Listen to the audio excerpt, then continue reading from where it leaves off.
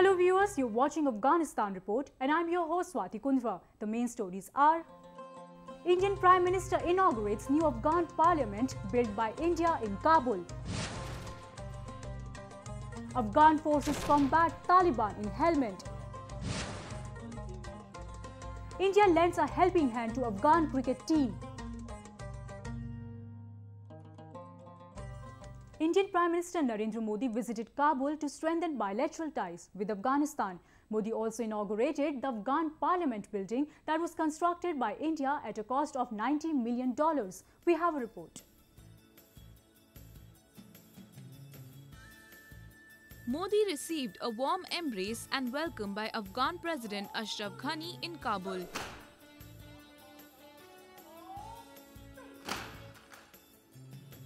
The two leaders held delegation-level talks at Dilkosha Palace, the Afghan presidential office, and discussed an array of issues.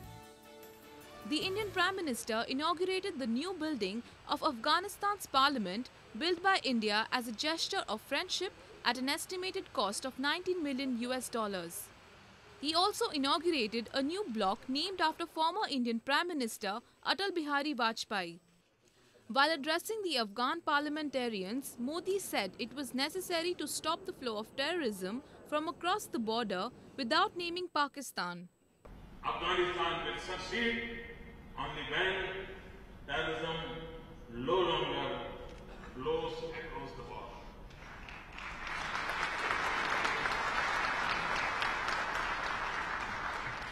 When nurseries and centuries of terrorism are shut and their patrons are no longer in business. The Indian Prime Minister sought the support of Pakistan and other neighbours in building the war-ravaged Afghanistan. We know that Afghan success will require the cooperation and support of each of its neighbours. And all of us in the region, India, Pakistan, Iran and others, must unite in trust and cooperation behind this common purpose and in recognition of our common destiny. India has played a significant role in the reconstruction and rehabilitation of Afghanistan. According to the Indian Foreign Minister, India's extensive developmental assistance program for Afghanistan now stands at around $2 billion. Afghan forces are fighting against the Taliban in Marja district of southern Helmand province after reports that the district capital Sangin was on the verge of falling to Taliban forces. The Taliban guerrillas are making all efforts to occupy areas in South Afghanistan. In Sangin, a small town in Marja district of Helmand province, Afghan forces are fighting the Taliban after reports that the guerrillas are occupying the territory.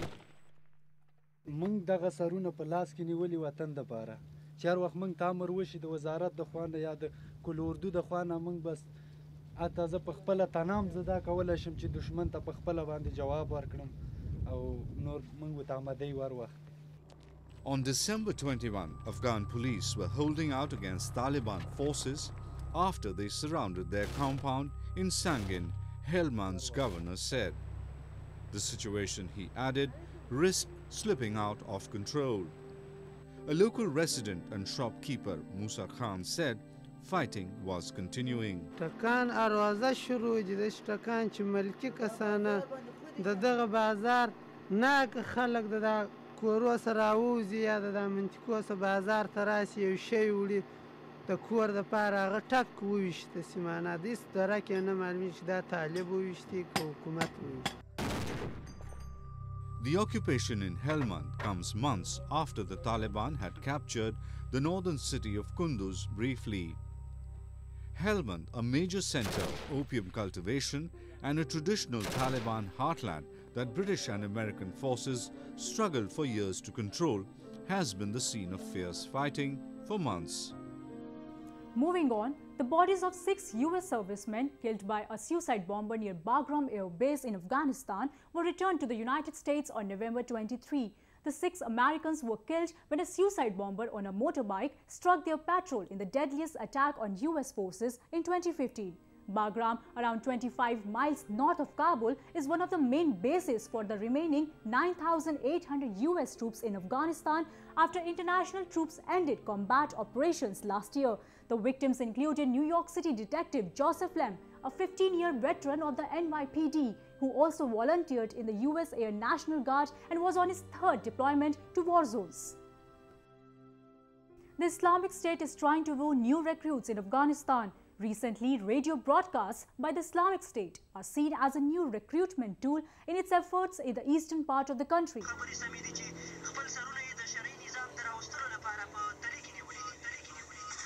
Islamic State militants in eastern Afghanistan have taken to radio airwaves to win recruits as they try to build strength and replace the Taliban as the leading force in the country. Officials have been increasingly concerned by the broadcasts, which encourage young people to find a sense of direction in the radical movement. In a shop in Jalalabad, residents could be seen huddled around a radio.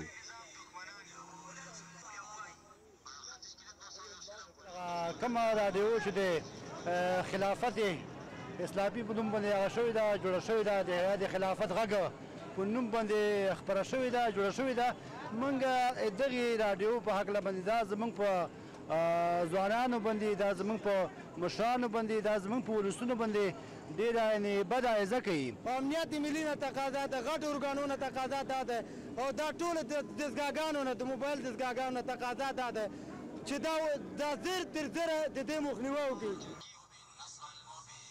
The 90-minute daily Pashto language broadcast consists mainly of interviews, messages and songs about Islamic State.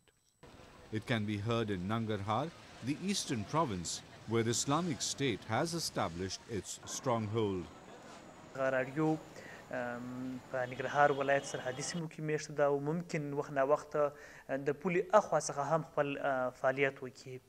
موږ په دې اړه خپلو کشفي او امنیتي ارګانونو ترڅنګ نورو ارګانونو ته چې په دغه برخه کې کولی شي موږ سره همکاري وکړي هم لارښوونې کړي دي. په دغه برخه کې ځینې لاسته راوړنې شوي دي. ډېر ژر به د دغه راډیو کارکوونکي او د راډیو دستګاه او هغه څه چې د دستګاه پکې ځای په ځای شوي هم ونیول شي. Islamic State is a relatively new force in Afghanistan, and there is some dispute about how strong it is, how many members it commands, and how closely it is linked operationally to the movement's main arm in Iraq and Syria.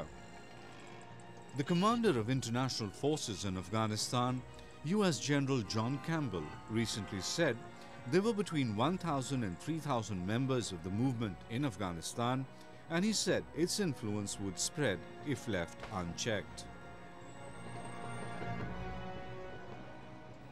Going with its policy of neighbours first, the Board of Control for Cricket in India, or BCCI, and Afghanistan Cricket Board signed MOU to host an international series on the outskirts of the capital Delhi. It will provide a good opportunity for Afghanistan team to hone its skills. Let's take a look. Celebrating a win with enthusiastic fans, Afghanistan's under-19 team recently won the series against Zimbabwe's under-19 team by 159 runs and claimed the series 4-0 at a tournament held at Shahid Vijay Singh Pathak Sports Complex in Noida on the outskirts of capital Delhi. Recently, the Afghanistan Cricket Board, or ACB, shifted its base from Sharjah to India after signing an MOU with BCCI and Greater Noida Industrial Development Authority. Officials from Afghanistan are satisfied with the support from BCCI and urged further support. BCCI supported us as always, and we want their support in future as well, and we'll have much better relations, and we'll have very good ties with BCCI and the Indian community. With the country ravaged by instability and tensions, the new home grounds in Greater Noida provided a good opportunity for ACB to host international matches. The players are happy with the facilities in India. बहुत अच्छा लग रहा है यहाँ पर और ये दूसरी बार है कि हम इंडिया आए इससे पहले हम कोलकाता गए थे यहाँ की विकेट्स यहाँ के ग्राउंड्स यहाँ के लोग बहुत अच्छे हैं बहुत एंजॉय कर रहे हैं हम यहाँ पर We are happy to India provide home ground for Afghanistan here because the access to India is very easy for Afghans and mostly Afghans are coming. Previously we had home ground in Sharjah and it was a costly city, and now India is a better, everyone can join because the facilities here are better. The most students are studying here, so it's better, and we are very happy, and thanks to Indian Cricket Board to provide this opportunity to give a home ground for Afghanistan. The Afghanistan team will stay in India till January 17, 2016 for further warm-up sessions and get to interact with the Indian players. BCCI also plans to train the cricketers to hone their skills and improve the state of cricket in Afghanistan.